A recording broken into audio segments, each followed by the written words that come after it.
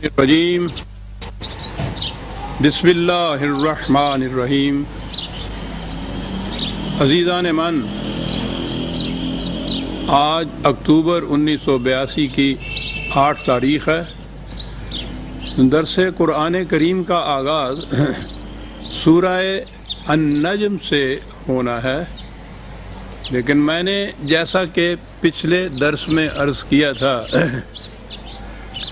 اس سورت سے اور سورہ بنی اسرائیل کی پہلی آیات سے واقعہ معراج کے لیے سند لائی جاتی ہے، تو میں نے مناسب سمجھا تھا کہ تمہیداً اس واقعہ کا تعارف میں کرا دوں جو مروجہ ہمارے ہاں چلا آ رہا ہے۔ اس واقعہ کو 2 مراحل میں تقسیم کیا جاتا ہے۔ مرحلہ اول نبی اکرم صلی اللہ علیہ وسلم کا مکہ معظمہ سے بیت المقدس یا یروشلم جانا، اور مرحلہ دوم وہاں سے آسمانوں کی سیر کرتے ہوئے بارگاہ خداوندی میں پہنچنا اور وہاں خدا کے ساتھ ہم کلام ہونا، یعنی عرش عظیم پہ پہنچنا خدا کی ملاقات کے لیے۔ یہ دوسرا مرحلہ تھا۔ پہلے مرحلے کا ذکر سابقہ درس میں آ گیا تھا۔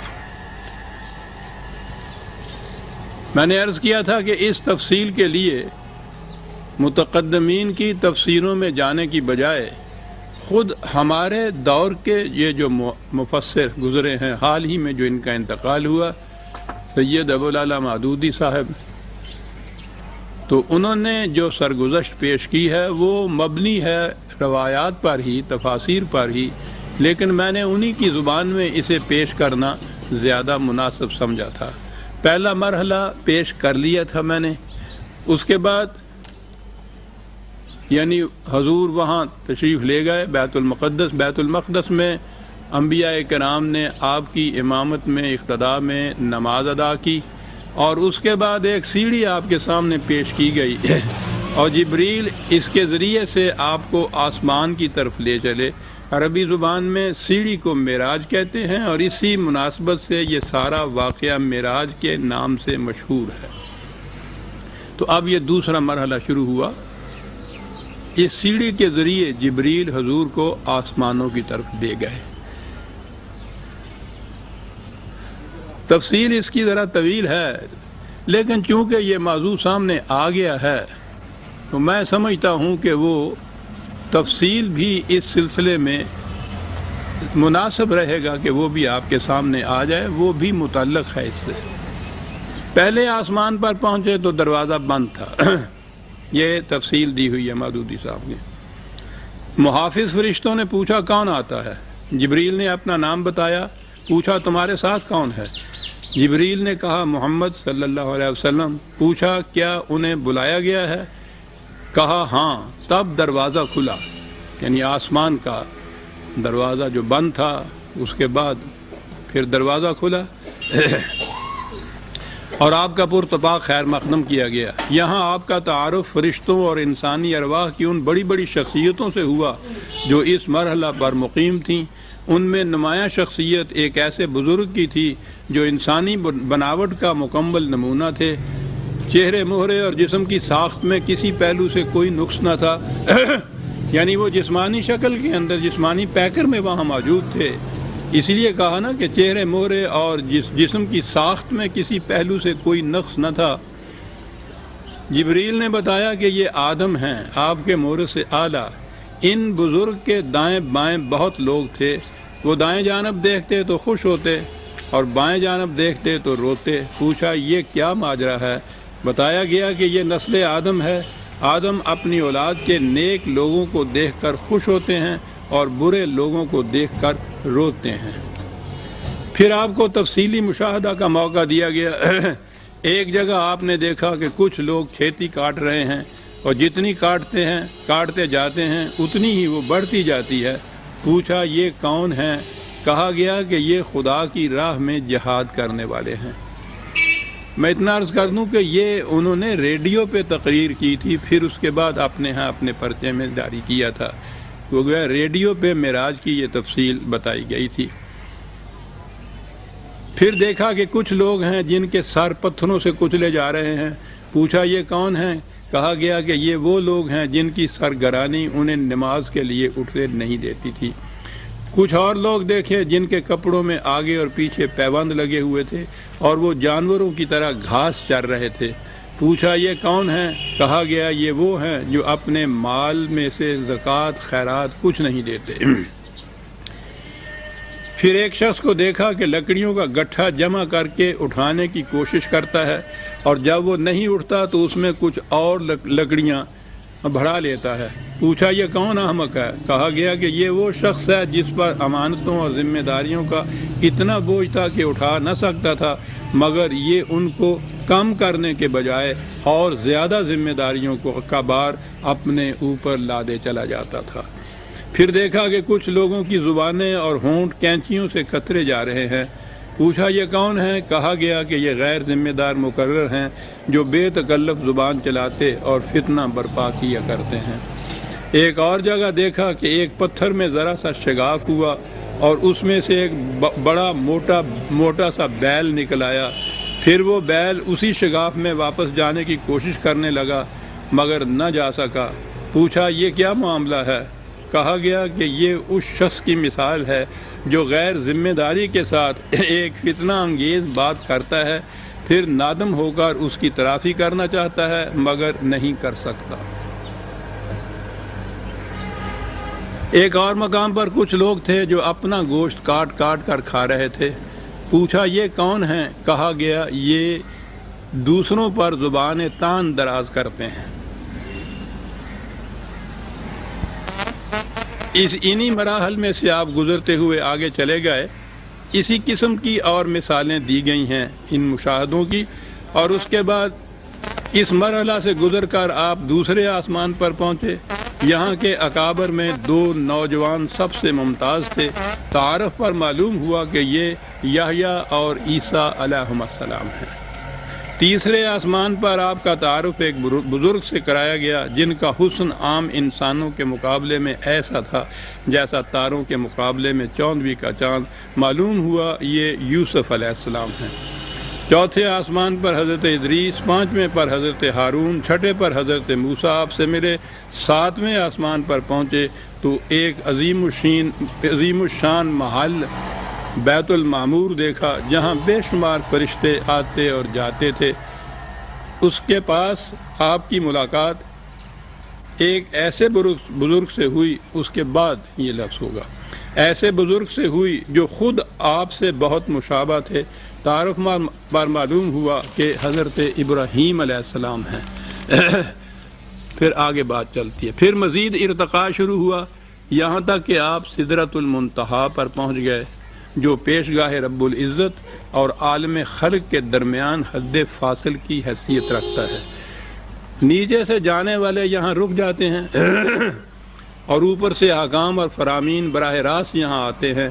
اسی مقام کے قریب آپ کو جنت کا مشاہدہ کرایا گیا اور آپ نے دیکھا کہ اللہ نے اپنے صالح بندوں کے لیے وہ کچھ مہیا کر رکھا ہے جو نہ کسی آنکھ نے دیکھا، نہ کسی کان نے سنا، نہ کسی کی ذہن میں اس کا تصور تک خاص ہوگا۔ سدرۃ المنتہا پر جبریل ٹھہر گئے اور آپ تنہا آگے بڑھے۔ ایک بلند ہموار سطح پر پہنچے تو بارگاہ جلال ربی اپنے حضور کے سامنے تھی۔ ہم کلامی کا شرف بخشا گیا۔ جو باتیں ارشاد ہوئیں ان میں سے چند یہ ہیں۔ ہر روز 50 نمازیں فرض کی گئیں۔ سورہ بقرہ کی آخری 2 آیتیں تعلیم فرمائی گئیں۔ شرک کے سوا دوسرے سب گناہوں کی بخشش کا امکان ظاہر کیا گیا۔ ارشاد ہوا کہ جو شخص نیکی کا ارادہ کرتا ہے اس کے حق میں نیکی لکھ لی جاتی ہے، اور جب وہ اس پر عمل کرتا ہے تو 10 نیکیاں لکھی جاتی ہیں، مگر جو برائی کا ارادہ کرتا ہے اس کے خلاف کچھ نہیں لکھا جاتا، اور جب وہ اس پر عمل کرتا ہے تو ایک ہی برائی لکھی جاتی ہے۔ پیشی خداوندی سے واپسی پر نیچے اترے تو حضرت موسیٰ علیہ السلام سے ملاقات ہوئی۔ یہ ٹکڑا زیادہ غور طلب ہے۔ انہوں نے روداد سن کر کہا کہ میں بنی اسرائیل کا تلخ تجربہ رکھتا ہوں، میرا اندازہ یہ ہے کہ آپ کی امت 50 نمازوں کی پابندی نہیں کر سکتی۔ خدا نے 50 نمازیں فرض کی تھیں، حضور ان کو لے کے تحفہ کے طور پر نیچے اترے ہیں۔ حضرت موسیٰ علیہ السلام سے ملے تو انہوں نے یہ کہا کہ یہ آپ کی امت 50 نمازوں کی پابندی نہیں کر سکے گی، جائیے اور کمی کے لیے عرض کیجیے۔ آپ گئے اور اللہ جل شانہ نے 10 نمازیں کم کر دیں۔ پلٹے تو حضرت موسیٰ نے پھر وہی بات کہی۔ ان کے کہنے پر آپ بار بار اوپر جاتے رہے اور ہر بار 10 نمازیں کم کی جاتی رہیں۔ آخر 5 نمازوں کی فرضیت کا حکم ہوا اور فرمایا گیا کہ یہی 50 کے برابر ہیں۔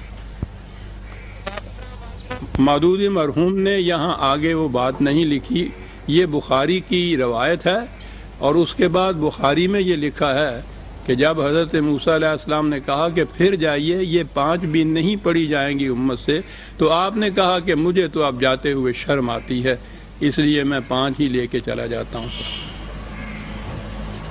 واپسی کے سفر میں آپ اسی سیڑھی سے اتر کر بیت المقدس آئے، یہاں پھر تمام پیغمبر موجود تھے، آپ نے ان کو نماز پڑھائی اور جو غالباً فجر کی نماز تھی، پھر براق پر سوار ہوئے اور مکہ واپس پہنچ گئے۔ یہ دوسرا مرحلہ ہے اس سفر کا، اس واقعہ کا۔ یہ احادیث کی جو صحیح ترین کتابیں شمار کی جاتی ہیں ان سب میں ہے، تفاسیر میں ہے، انہی سے انہوں نے لیا ہے۔ آگے یہ بھی ان میں یہ ہے کہ آپ مکہ تشریف لائے، صبح یہ بات بیان کی تو کفار نے مذاق اڑایا، بلکہ یہاں تک بھی انہوں نے تو لکھا ہے کہ آنن فانن یہ خبر تمام مکہ میں پھیل گئی، بہت سے مسلمان اس کو سن کر اسلام سے پھر گئے۔ آپ نے کچھ راستے کی پھر نشانیاں بیان فرمائیں۔ ثبوت مانگنے پر آپ نے کہا کہ فلاں مقام پر فلاں قافلہ پر سے گزرا جس کے ساتھ یہ سامان تھا، قافلے والوں کے اونٹ براق سے بھڑکے، ایک اونٹ فلاں وادی کی طرف بھاگ نکلا، میں نے قافلہ والوں کو اس کا پتہ بتا دیا، واپسی میں فلاں وادی میں فلاں قبیلے کا قافلہ مجھے ملا، سب سو رہے تھے، میں نے ان کے برتن سے پانی پیا اور اس بات کی علامت چھوڑ دی کہ اس سے پانی پیا گیا ہے۔ ایسے ہی کچھ اور عطے پتے آپ نے دیے اور بعد میں آنے والے قافلوں سے ان کی تصدیق ہوئی، اس طرح زبانیں بند ہو گئی ہیں۔ میں نے سابقہ درس میں بھی عرض کیا تھا کہ مجھے اس بیان کردہ واقعہ پر کوئی تبصرہ نہیں کرنا، بتانا صرف یہ ہے کہ یہ ہے وہ معراج کے متعلق وہ بات جو چلی آ رہی ہے، اور اسے حضور کی شان میں بہت بڑی عظمت مانی جاتی ہے۔ باتیں اس میں 2 ہیں غور طلب۔ پہلے یہ دیجئے کہ کہا یہ گیا ہے اور یہ ایک مسلمے کے طور پر چلا آ رہا ہے ہمارے ہاں کہ نبی اکرم صلی اللہ علیہ وسلم مکے میں مبعوث ہوئے، حضرت ابراہیم علیہ السلام کی اولاد میں سے تھے، قریش سے، مکے کے رہنے والے تھے، کعبہ وہاں تھا، لیکن حضور نبوت کے ملنے کے بعد بھی 13 سال مکے میں کعبے کی طرف رخ کر کے نماز پڑھنے کی بجائے بیت المقدس کی طرف رخ کر کے نماز پڑھتے رہے۔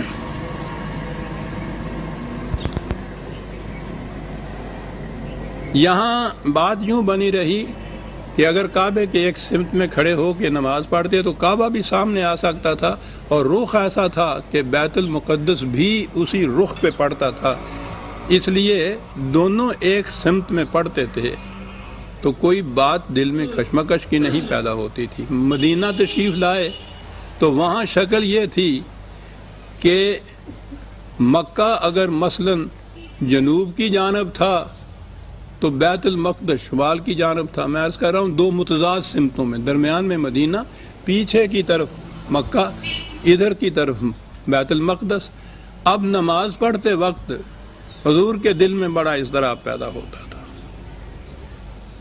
بیت المقدس کی طرف رخ کرتے تھے تو پیٹھ مکے کی طرف ہو جاتی تھی. تو آپ پڑھتے رہے بیت المقدس کی طرف منہ کر کے ہی 2 سال یا 3 سال اتنا عرصہ بتایا جاتا. اور اس کے بعد پھر قبلہ کی کعبے کی طرف رخ کرنے کا خدا کا حکم ہوا. اور وہ ایسے ہوا کہ ایک دن آپ ظہر یا عصر کی نماز ایک مسجد میں، اپنی مسجد نبوی میں نہیں بلکہ کوئی باہر مسجد ہے، اس مسجد میں نماز پڑھ رہے تھے باجماعت، صحابہ پیچھے تھے.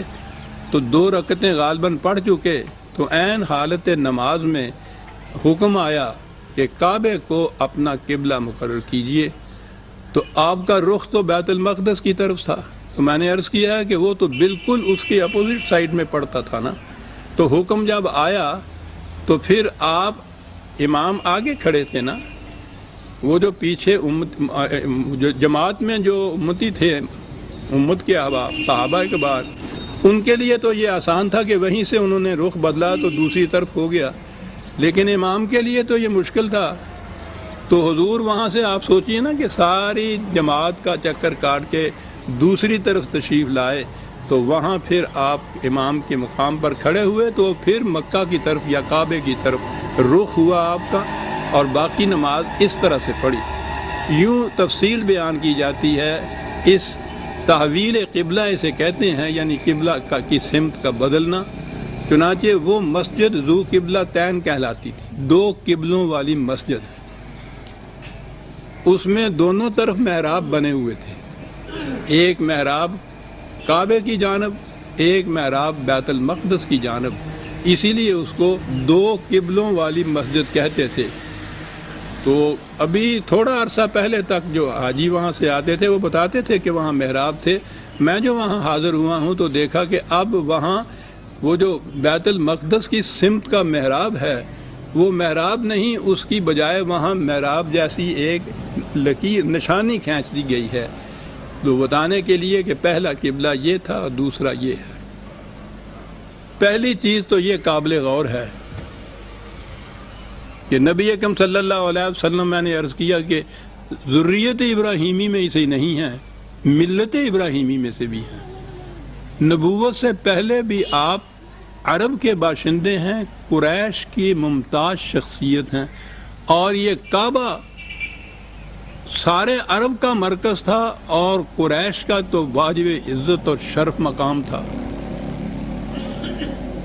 قریش کی ہونے کی حیثیت سے کعبے کی تولیت بھی ان کے پاس تھی، کعبے کا نظم و نسق بھی ان کے پاس تھا، اور ان کی وجہ سے ان کی بڑی عزت تھی تمام عرب کے اندر. قرآن یہ بتاتا ہے کہ کعبے کے ساتھ نسبت کی بنا پہ کیفیت یہ تھی کہ باقی لوگوں کے قافلے دن دہاڑے لوٹے جاتے تھے اور ان کے قافلوں کی طرف کوئی نظر اٹھا کے بھی نہیں دیکھتا تھا.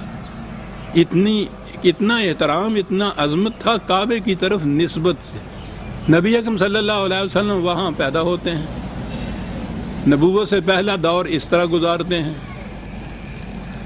نبوت کے بعد نماز شروع کرتے ہیں تو اپنا رخ بیت المقدس کی طرف کرتے ہیں. 13 سال مکے کے، 2-3 سال مدینے کے. نبوت کے دوران رخ بیت المقدس کی طرف کیا جاتا ہے.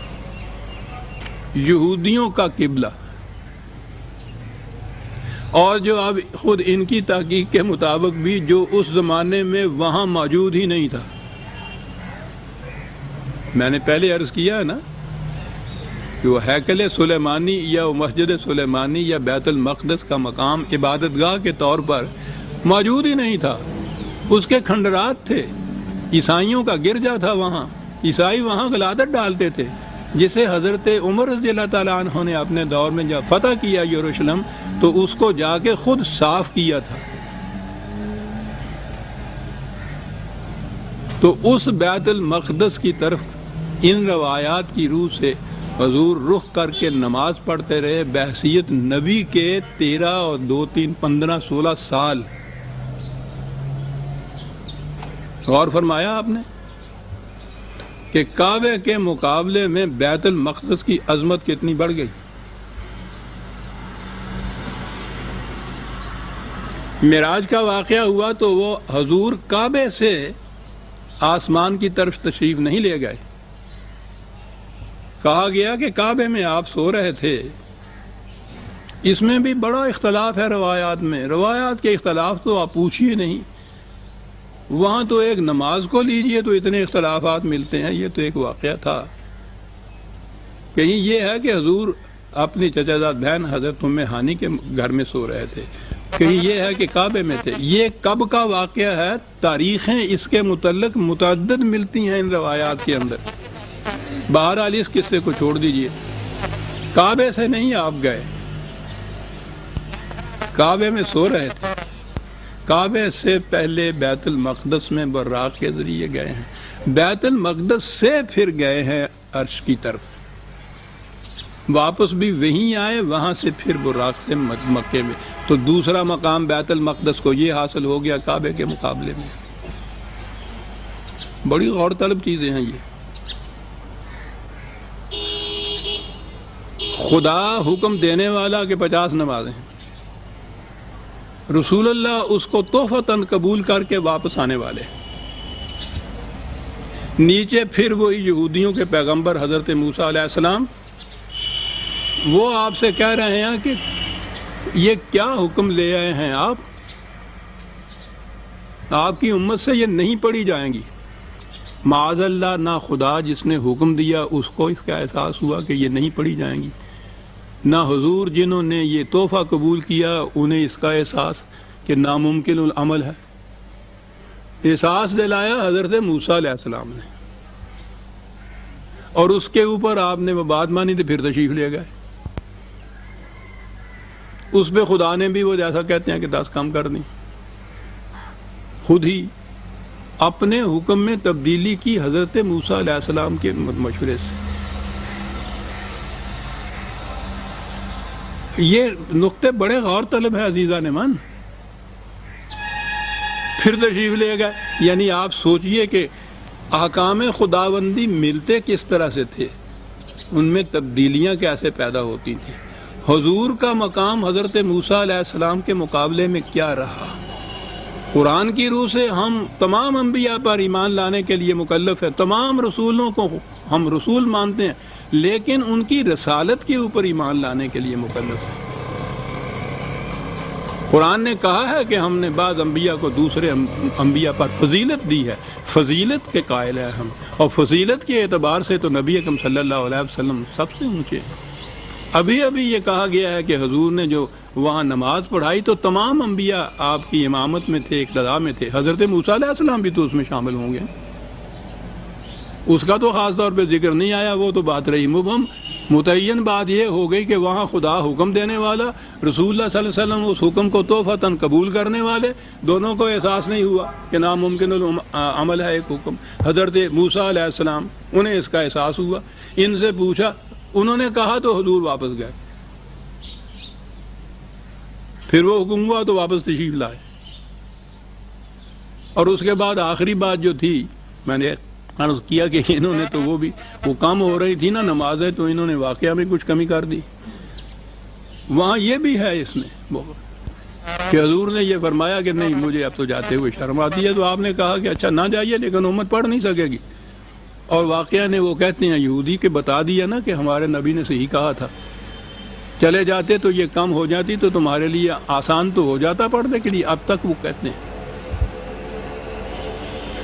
نبی اکرم صلی اللہ علیہ وسلم تشریف لائے. حضور کی عظمت، ختم نبوت، قرآن کی روح سے اسلام آیا. آخری دین مکمل غیر متبدل قیامت تک رہنے والا. تمام سابقہ ادیان کو منسوخ کر دیا قرآن نے. خود یہودیوں کو بار بار یہ تاکید کی، حکم دیا کہ تم ایمان لاؤ اس قرآن پر، اس نبی کی نبوت پر. قرآن میں یہ ہے کہ حضرت موسیٰ علیہ السلام نے یہ التجا کی تھی خدا سے کہ مجھ پر اور میری اس حاضرہ امت پر تو آپ نے اتنا انعام کیا ہے، میں چاہتا ہوں کہ یہ انعام اسی طرح برقرار رہے. قرآن میں ہے کہ ان سے کہا گیا کہ یاد رکھیے ایک وقت آئے گا جب خاتم الانبیاء تشریف لائیں گے اور آخری دین آئے گا. تمہاری امت اس دین کا اتباع کرے گی، اس رسول پر ایمان لائے گی، تو پھر یہ نعمتیں ان کو مل سکیں گی، ورنہ نہیں مل سکیں گی۔ یہ مقام ہے اسلام کا بحیثیت دین کے، نبی اکرم صلی اللہ علیہ وسلم کا بحیثیت رسول کے۔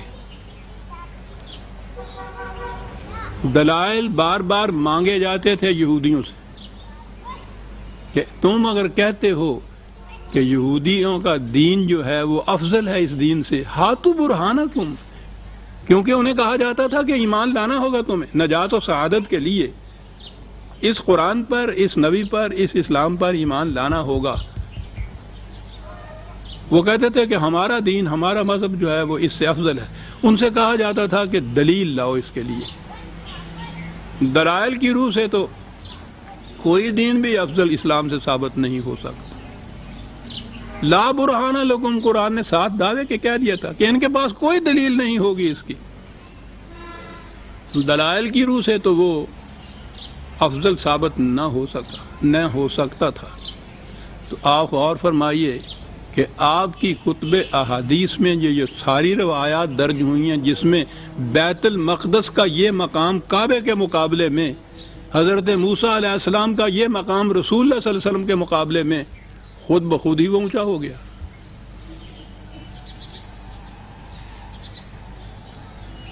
نظر آتا ہے کہ یہ روایات ان یہودیوں کی وضع کردہ ہیں۔ ان کتابوں میں کیسے آئیں یہ میرا کام نہیں تفحص کرنے کا۔ روایات منہ سے بول رہی ہیں کہ یہ حضور کی یا خدا کی طرف سے ارشاد فرمودہ یہ چیزیں نہیں ہو سکتی۔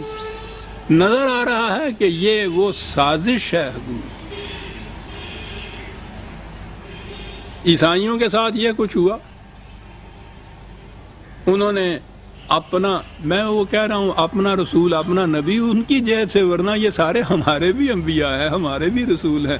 انہوں نے اپنے رسول کے متعلق یہ عقیدہ وضع کر دیا کہ وہ بن باپ کے پیدا ہوئے زندہ آسمان پہ ہیں۔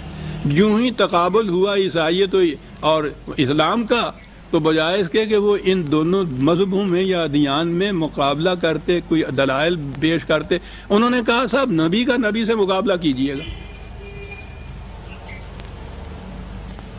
ہمارا نبی بغیر ماں باپ کے بغیر باپ کے پیدا ہوا، معاف رکھیے ماں کا کہہ دیا میں نے۔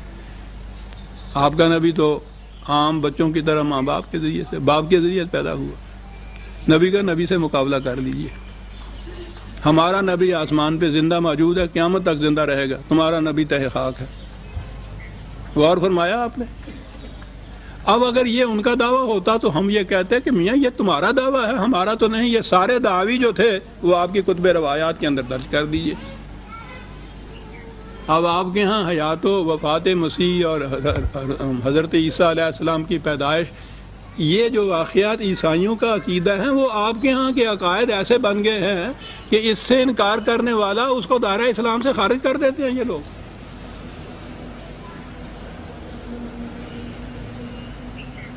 کیا کیا سازشیں ہوئی ہیں ہمارے ساتھ عزیزان مان۔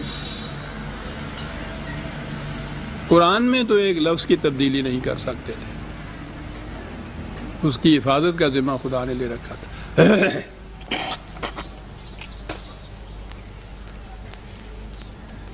آسان یہ تھا کہ اس قسم کی روایات وضع کی جائیں، اور پھر اس کے بعد اب اس زمانے میں چھاپے خانے تو تھے نہیں کہ کوئی چھپا ہوا مستند نسخہ بخاری کا، مسلم کا کہیں وہ ہو اور موجود پڑا ہوا ہو، یا ان کے ہاں کا مرتب کردہ ہی کوئی ہو،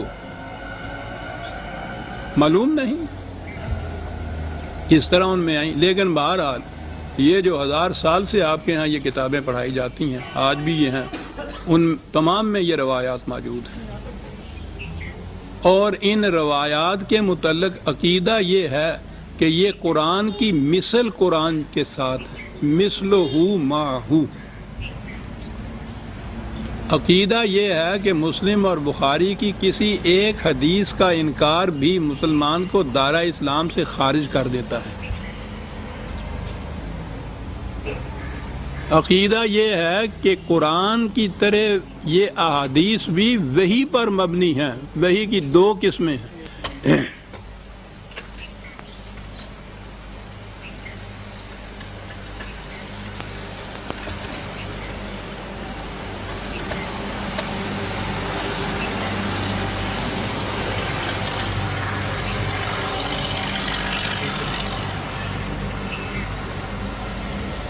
عقیدہ یہ ہے کہ اگر قرآن اور ان روایات میں کوئی تضاد نظر آئے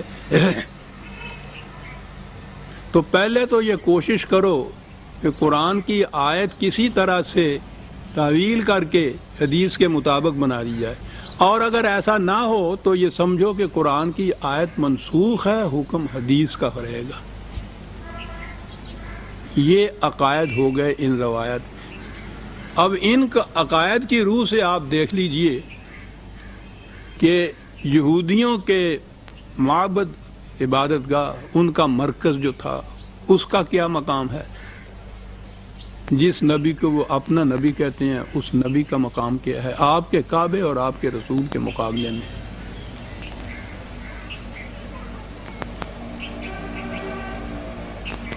یہ جو حال میں قصہ چلا ہے بیت المقدس کا کہ وہ کس کی تعویل میں رہنا چاہیے، کون اس کی، وہ کس کی تولیت میں بھی رہنا چاہیے بلکہ ملکیت میں رہنا چاہیے، کس کا ہے وہ، یہ قصہ حال کی سیاست میں اٹھا ہے نا. بات اگر وہ رہتی کہ نبی اکرم صلی اللہ علیہ وسلم کے زمانے میں تو یروشلم میں بیت المقدس وغیرہ جسے آپ کہتے ہیں ہیکل سلیمانی، وہ مسجد عبادت گاہ، اس کا وجود ہی نہیں تھا. وہاں اگر وہ مسجد بعد میں بنی ہے تو خالی جگہ پہ بنی ہے. اس لیے یہودیوں کا تو کوئی دعویٰ قابل ثبوت ہی نہیں ہے کہ وہاں ان کے، وہ کہتے یہ ہیں کہ وہاں ہماری عبادت گاہ تھی، ہمارا ہیکل تھا، اس کو مسمار کر کے مسلمانوں نے اپنی مسجد بنا دی. یہ دعویٰ تسلیم کیا جائے تو ٹھیک ہے، آج کی عدالت بھی ان کے حق میں فیصلہ دے دے گی کہ ان کی مسجد پہلے موجود تھی، انہیں مسمار کیا مسلمانوں نے اور بعد میں بنائی اپنی. تو اولی حق تو ان کا ہے. لیکن آپ کے ہاں تو عقیدہ یہ ہوا کہ رسول اللہ کے صلی اللہ علیہ وسلم کے زمانے میں بیت المقدس موجود تھا، ہیکل سلیمانی موجود تھا، وہ عبادت گاہ تھی، حضور وہاں تشریف لے گئے، وہاں جا کے نمازیں پڑھی، وہاں سے آسمان کی طرف تشریف لے گئے، تو وہاں تو آپ کہتے ہیں کہ یہ موجود تھیں اور پھر اس کے بعد موجود نہیں رہیں، اس کی جگہ وہاں مسجد آ گئی.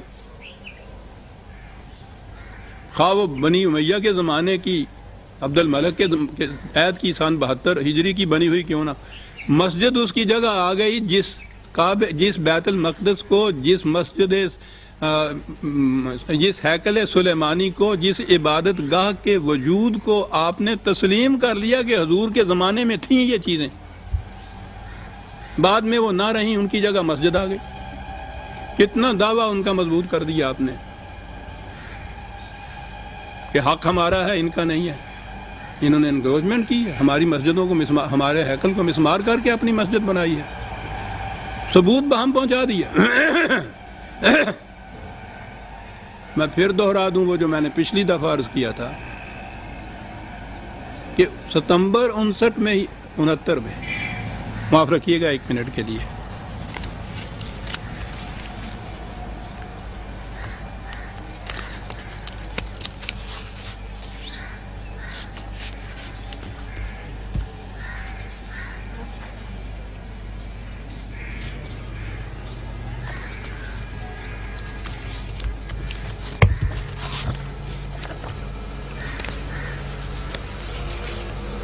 جی ستمبر 69 میں 69 میں نے کہا غلطی نہ کر دوں،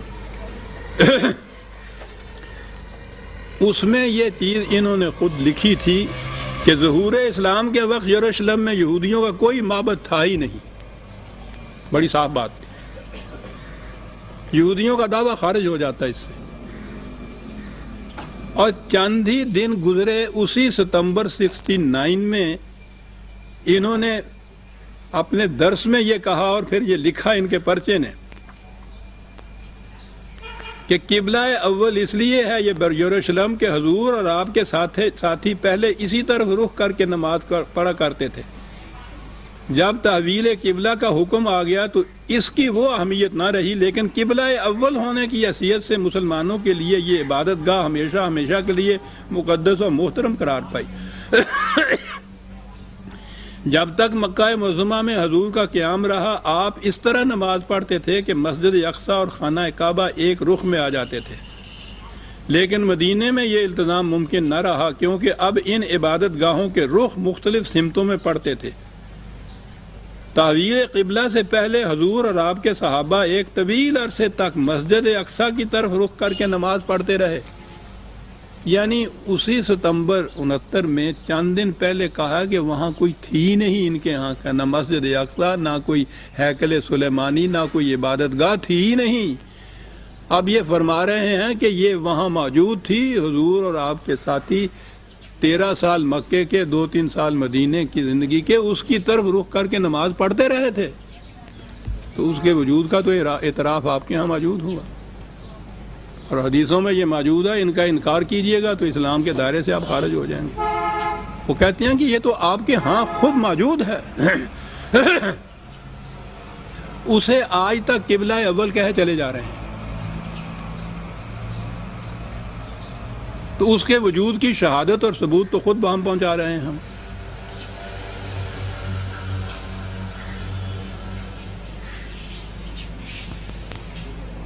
آپ غور کیجئے گا کہ یہ چیزیں کس طرح ہماری روایات میں دخل ہوئی.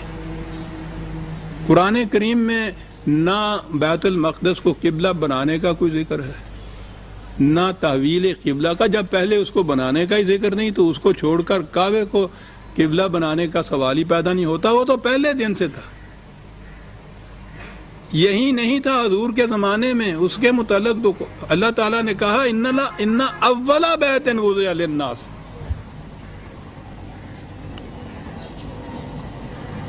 سب سے پہلا گھر وہ قبلہ اول بھی وہ تھا آپ کا. دوم تو اب کہا ہی کیا جائے گا، وہی تھا. اول بیت وضع للناس، تمام نوع انسانی کے لیے پہلا گھر خدا کا.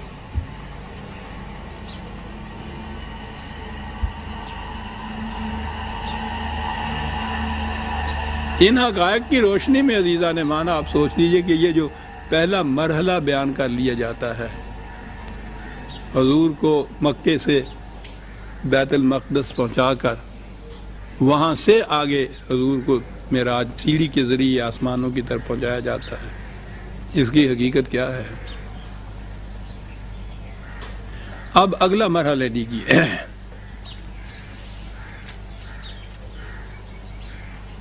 خدا کو ملنے کے لیے یہاں سے کسی خاص مقام میں پہنچنا جو 7 آسمانوں کے اوپر ہے، وہ عرش ہے. خدا وہاں ہوتا ہے. یہ ذرا لطیف سا نکتہ ہے، اس پہ ذرا غور کیجئے گا. خدا کسی خاص مقام میں بیٹھا ہوا ہے. اسپیس، اس سے بات سمجھ میں بات آئے گی. اسپیس یا مکان یا جگہ تو ہمیشہ کسی نہ کسی میٹیریل چیز جسے کہتے ہیں آپ مادی چیز کے لیے ضروری ہوتی ہے. مادہ جگہ گھیرتا ہے، اور 4th 5ویں میں یہ پڑھایا جاتا تھا. جب مادہ جگہ گھیرتا ہے، اسپیس، اگرچہ دونوں چیزیں میں لا سکتا ہوں، ٹائم اینڈ اسپیس، دونوں چیزیں، مکان اور زمان، یہ دونوں چیزیں مادے کے ساتھ مختص ہیں.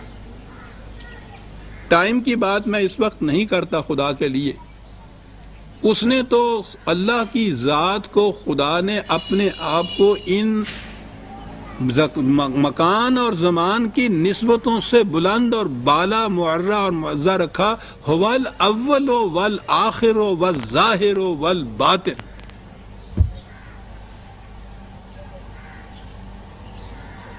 کہ یہ چیزیں کوئی مادی شے جو ہو اس کے لیے یہ ضروری ہے کہ کسی وقت میں وہ ظہور میں آئے، کسی وقت میں وہ ختم ہو جائے، یہ تو ٹائم ہوا۔ کسی ایک مقام کے اوپر ہو، جب ایک مقام کے اوپر ہوگی تو دوسرے مقام پہ وہ نہیں ہوگی، یہاں ہوگی اس کے لیے سپیس کی ضرورت ہوگی آپ کو۔ تو سپیس تو ایک میٹیریل چیز کے لیے ہوتی ہے۔ خدا کے متعلق یہ تصور کہ وہ کوئی ایک مقام ہے جسے عرش کہتے ہیں، وہ وہاں رہتا ہے۔ کسی نے اگر ملنا ہو خدا سے تو اس مقام پر جانا پڑے گا۔ جانے والا بھی میٹیریل حیثیت میں جا رہا ہے، بجسد عنصری جسے کہتے ہیں نا، جسم مبارک کے ساتھ، اسی جسم کے ساتھ وہ جا رہا ہے۔ مادی جسم سپیس میں سے جائے گا، سپیس میں ہی جائے گا، اور جس کے پاس جا رہا ہے وہ بھی ایک خاص مقام پر ہے، وہاں جا کے ملنا ہوگا اس سے۔ عزیزان من، کھٹ سے یہ اعتراض کیا جاتا ہے کہ کیا تم خدا کی قدرت کے قائل نہیں ہو کہ وہ اپنے بندے کو ایک لے جائے؟ یہاں قدرت کا سوال نہیں ہے، سوال یہ ہے کہ اسے تسلیم کرنے کے بعد خدا کا تصور کیا آتا ہے آپ کے سامنے۔ خدا نہیں رہتا۔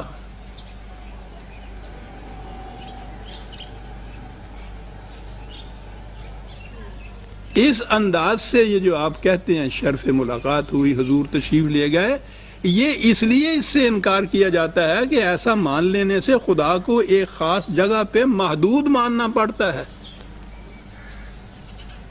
اور اول تو یہ خدا کے تصوری کے خلاف ہے، اور قرآن میں تو ہر مقام کے مختلف مقامات میں آپ دیکھیں گے کہ وہ کیا کہتا ہے۔ اذا سألک عباد انی، لیجئے 2/186، وَإِذَا سَأَلَكَ عِبَادِي عَنِّي فَإِنِّي قَرِيبٌ، میرے متعلق میرے بندے پوچھتے ہیں تو ان سے کہو کہ میں کہیں عرشوں پہ نہیں بیٹھا ہوا، انی قریب، میں پاس ہی ہوں۔ کتنا پاس؟ یہ ہے جی 2/186۔ کس قدر پاس؟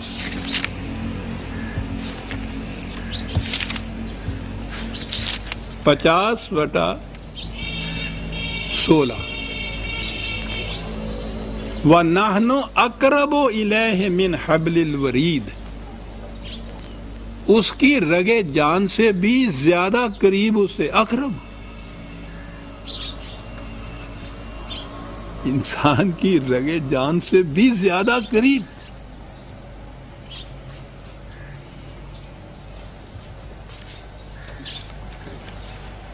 اور ایک اور ریفرنس، ویسے تو میں نے عرض کیا نا کہ پوچھو نہیں کتنی ریفرنسز دی جا سکتی، 57/4۔ ہوا معکم اینما کنتم، تم کہیں بھی ہو خدا تمہارے ساتھ ہوتا ہے۔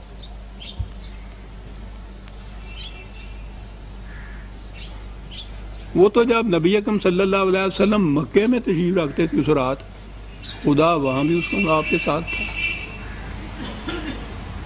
ان کے کہنے کے مطابق اگر بیت المقدس میں آئے ہیں تو اس وقت بھی ساتھ تھا۔ یہاں سے جہاں کہتے ہیں وہ تو ہوا معکم اینما کنتم، تم کہیں بھی ہو وہ تمہارے ساتھ ہوتا۔ تو جو ہر وقت ساتھ ہے، رگے جان سے بھی زیادہ قریب ہے، اس کو ملنے کے لیے کسی خاص مقام پر جانا اس تصور کو باطل قرار دے دیتا ہے۔ یہ دو متضاد تصور ہیں کہ جہاں تم ہو وہ تمہارے ساتھ ہے، رگ جان سے بھی قریب تر، اور اس کے ساتھ ہی یہ کہ نہیں وہ یہاں نہیں، وہ عرش پر بیٹھا ہوا ہے۔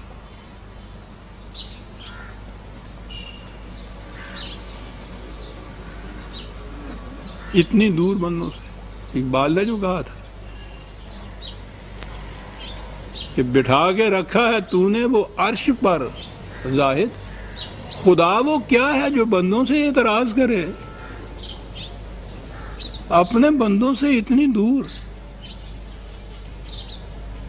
کہ امکان اگر ہوا ملنے کا تو ایک نبی اکرم صلی اللہ علیہ وسلم کو اور اس کو خاص اہتمام سے گئے، باقی تو کسی اور کے لیے یہ معراج تو نہیں بتایا گیا۔ باقی تو اور بندے تو ایک طرف رہا، وہ حضرت موسیٰ علیہ السلام جن کا ابھی ابھی یہ ذکر کر رہے تھے ہم معراج کی روایت میں، جن کا مقام اتنا بتایا گیا ہے، قرآن نے یہ کہا کہ انہوں نے اس آرزو کا اظہار کیا کہ بات تو سنائی دیتی ہے، میں آپ کے جلوہ سے بھی اپنی آنکھوں کو فردوس جنت بنا لوں، ذرا بے نقاب ہو کے تو سامنے آ۔ کھٹ سے جواب ملا کہ تم نہیں دیکھ سکتے، لا یدرکہ الابصار، کوئی آنکھ اسے نہیں دیکھ سکتی، وہ ان نسبتوں سے بلند ہے، دیکھ تو محسوس شے کو دے سکتی ہے۔ انہیں یہ جواب ملا ہے۔ تو میں نے عرض کیا اور کوئی تو ایک طرف رہا، کسی نبی کے متعلق بھی یہ بات نہیں کہ خدا بے نقاب اس کے سامنے یوں آ جائے، وہ تو محسوس شے آتی ہے نا۔ وہاں بھی یہی کہا گیا ہے کہ یہ چیزیں جو ہیں کہ یوں سامنے آ میں تجھے دیکھ سکوں، یہ کسی محسوس شے کے متعلق کہا جا سکتا ہے، اور خدا تو محسوسات کی نسبتوں سے بلند ہے۔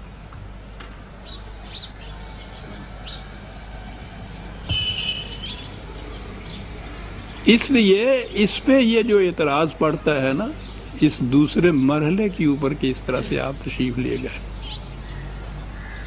وہ یہ ہے، اس میں یہ سوال نہیں کہ خدا کو یہ قدرت حاصل ہے یا نہیں، اور پھر ان کے ہاں کے تو صاحب دلائل پوچھیے نہیں کیا ہوتے ہیں دلائل، انہیں تو کوئی تنکے مل جائے اس کے اوپر سے ہاتھی گزارتے ہیں صاحب۔ یہ ہوائی جہاز نئے نئے چلے، کہنے لگے آپ دیکھیے صاحب کس طرح سے عام انسان زمین سے اتنی بلندیوں کے اوپر چلا جاتا ہے، تو اگر اس طرح سے چلا جاتا ہے تو ایک انسان خدا کی قدرت سے عرش پر کیوں نہیں چلا جاتا؟ چاند پہ چلے گئے تو پہلے تو خیر انکار ہی کرتے رہے کہ ممکن ہی نہیں ہے، جنہوں نے مانا انہوں نے اسے بحثیت بطور دلیل کے پیش کیا کہ ایک انسان اگر چاند پر جا سکتا ہے تو خدا کی قدرت سے ایک انسان عرش تک کیوں نہیں پہنچ سکتا؟ میرے بھائی اعتراض یہ نہیں ہے کہ خدا کی قدرت سے ایسا ممکن ہے یا نہیں، سوال سارا یہ ہے۔ اور عظمت جو ہے قرآن کریم کی بنیادی عظمت یہ ہے کہ جو تصور خدا کا قرآن نے دیا ہے دنیا میں کہیں اور یہ تصور نہیں ملتا عزیزان۔ اس قسم کا مادی علائشوں سے منزہ اور معرہ اور بلند اور بالا ہے، برتر از قیاس و خیال و گمان و وہم۔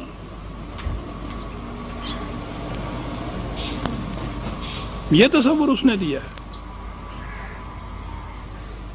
ورنہ ہر مذہب کے اندر آپ دیکھیں گے کہ خدا کو انہوں نے محسوس پیکروں میں کسی نہ کسی شکل کے اندر محسوس پیکروں میں وہ دے کے آئے، کبھی بتوں کی شکل میں آتا ہے، کبھی وہ اوتاروں کی شکل میں آتا ہے، کبھی وہ خدا کے بیٹے کی شکل میں آتا ہے، کبھی وہ تورات میں ان بادلوں میں آتشی شریعت کی تلوار ہاتھ میں لیے ہوئے فرشتوں کے ساتھ اترتا ہے۔ ہر جگہ آپ دیکھیں گے کہ محسوس پیکروں کے اندر وہ خدا سامنے آتا ہے۔ یہ تصور قرآن کا کہ کوئی آنکھ اس کا ادراک نہیں کر سکتی، اور وہ تمہارے ساتھ ہے جہاں تم ہو، جس جگہ بھی تم ہو، رگے جان سے بھی قریب تر۔ اور اس کے بعد کیونکہ محسوسات کی کوئی شے اس میں نہیں ہے، وہ آنکھ تو ایک طرف رہی، ادراک انسانی میں بھی نہیں آ سکتا۔ انسان کے ذہن میں بھی وہی چیز آئے گی جو کسی نہ کسی طرح مادی پیکر کی شکل اختیار کر لے۔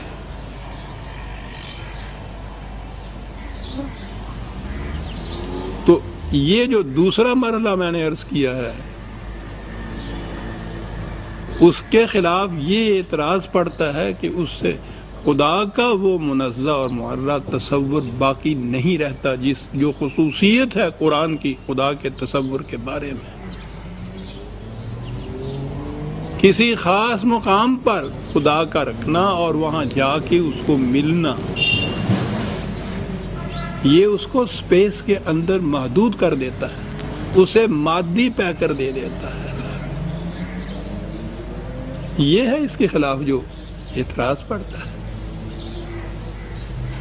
تو میں نے عرض کیا تھا عزیزان من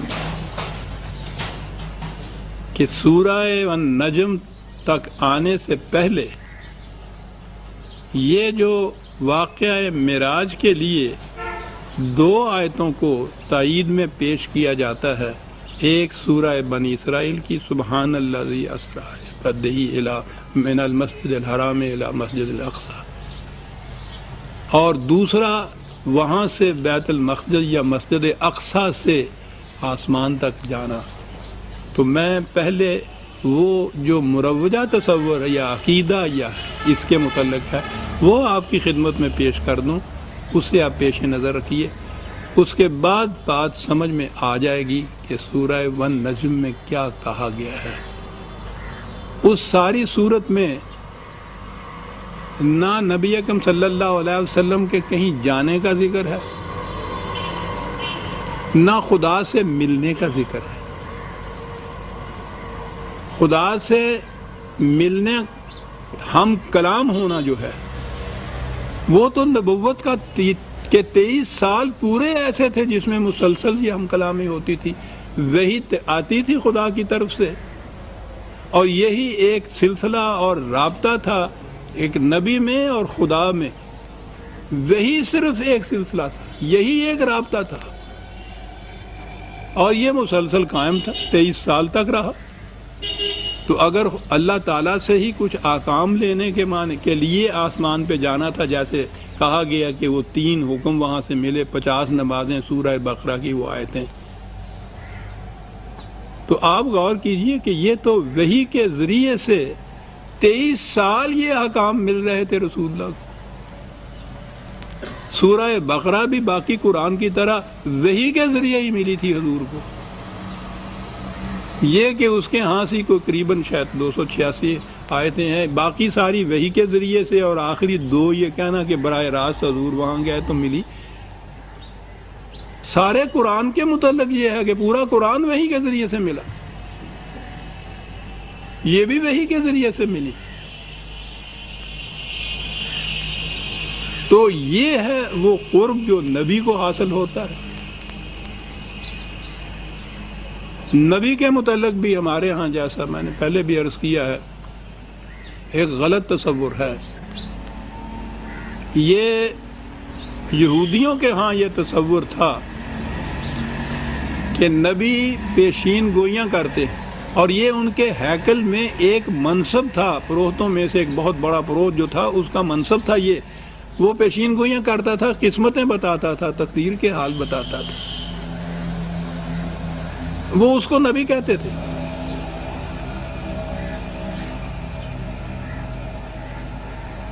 قرآن کریم نے یہ وہ نفع کا جو نبا کا جو یہ گرامر کی بات چلی جائے گی یا لغت کی، یہ پیشین گوئیاں کرنے والا جو ہے یہ نہیں بتایا ہے۔